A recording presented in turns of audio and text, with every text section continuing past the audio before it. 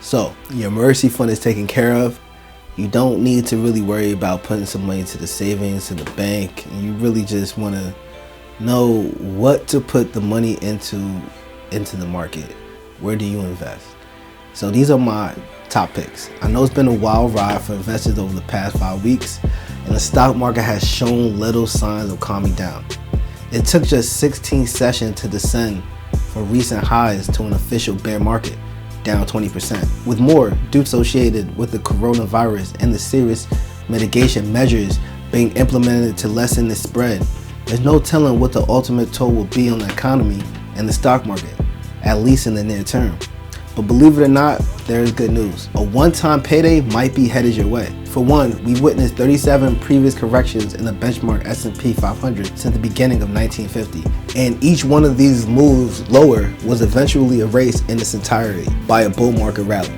Officially, the stock market offers no guarantee. However, erasing all 37 previous corrections and eventually pushing to new heights is a pretty good indicator that this will be the fate of the current bear market correction too.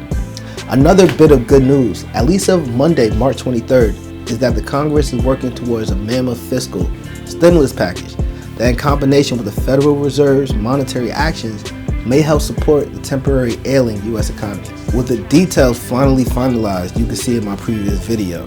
This plan is to give every tax-paying American or couple filing joint a one-time payment of $1,200 or $2,400 respectively. Individuals and couples reporting more than $75,000 and $150,000 in respective income on tax returns would begin to see the phase out in their stimulus check, with those folks earning over $99,000 and $198,000 for couples are receiving nothing.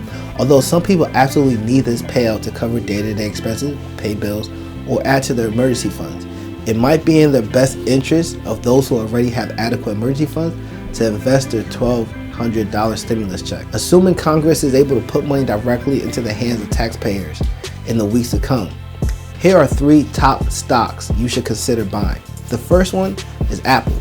Following a more than 30% pullback from its all-time high set in mid-February, it now looks like it's a perfect time for stimulus check recipients to consider buying shares of the tech kingpin Apple on the NASDAQ AAPL. Apple was among the first major companies to come out and announce that COVID-19 was going to adversely affect its ability to meet its previously issued guidance.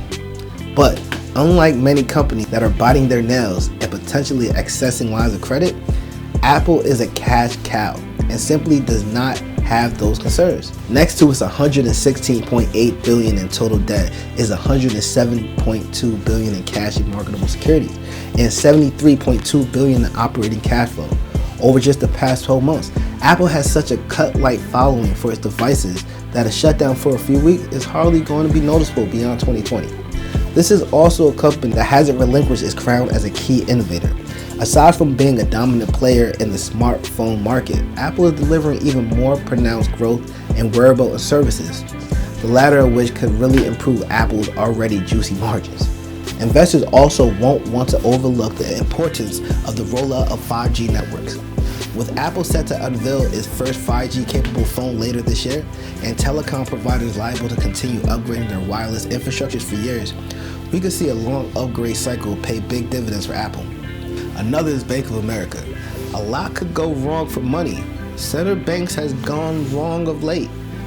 Coronavirus is pushing the U.S. economy toward a recession, which is bad news for the highly cyclical banking industry. Further, the Federal Reserve has moved its federal funds rate back to an all-time low, which means less in the way of interest income for banks. Tack on loan uncertainty, amid an expected temporary rise in unemployment figures, and you have what looks like a disaster recipe for banks.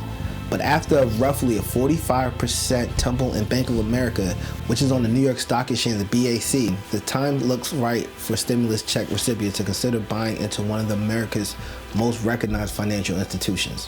While Bank of America is likely to see lower interest income as lending rates have fallen, it should be able to offset this weakness by simply doing what it's been doing for years, namely reducing non-interest expenses, leaning on non-interest income, for example, account fees and asset management fees, and promoting digital banking and mobile apps.